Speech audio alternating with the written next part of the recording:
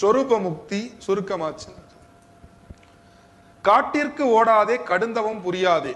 வள்ளல் பிரான் ராமலிங்க சுவாமி சொல்றார், காட்டுக்கெல்லாம் போகாத, ரொம்பலாம் கடுமையா நீ வாழ்க்கையே சாமியார் ஆகாத. பிரச்சனையே என்னன்னா, ஆன்மீக நல்ல விஷயம், ஆனா சாமியாருக்கு தான் இப்ப பிரச்சனை. ஆன்மீக நல்ல விஷயம், ஆன்மீகத்தை பொதுக்கிற சாமியார்னால எல்லாரும் வெறுத்து போயிடுறான். என்னடா இவன் ஒண்ணு சொல்றான், அவன் ஒண்ணு சொல்றான், அவன் ஒரு கருத்தை சொல்றான், அவன் சொல்றதையும் போய் நம்ம அப்படியே நம்மளை குழப்பிக்கிட்டே போறோம். ஒரே கருத்து, என் அப்பன் சிவன், அந்த சிவன் என் அப்பமும் அம்மனுமா இருக்கக்கூடிய என்னுடைய சிவம் என் தேகத்தினுள் இருக்கின்றது. இந்த தேகத்தில் இருக்கக்கூடிய எனது சிவத்தை நான் ஒரு நாளாவது தரிசிச்சுட்டேன்னா எனக்கு ஞானமுக்தி. அவ்வளவுதான், எங்கேயும் ஓட வேணாம்.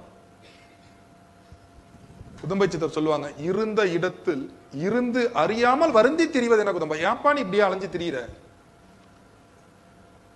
என்னுள்ளே நீ இருக்க, உன்னுள்ளே நான் இருக்க, காசி வரை போய் நடந்து காலழுத்தேன் பூரணமே. பட்டினத்தார் பாட்டு. அவங்க எல்லாம் போகாதது முயற்சி இல்லை, பண்ணாத முயற்சி இல்லை, எல்லாம் தெரிஞ்சுட்டாங்க.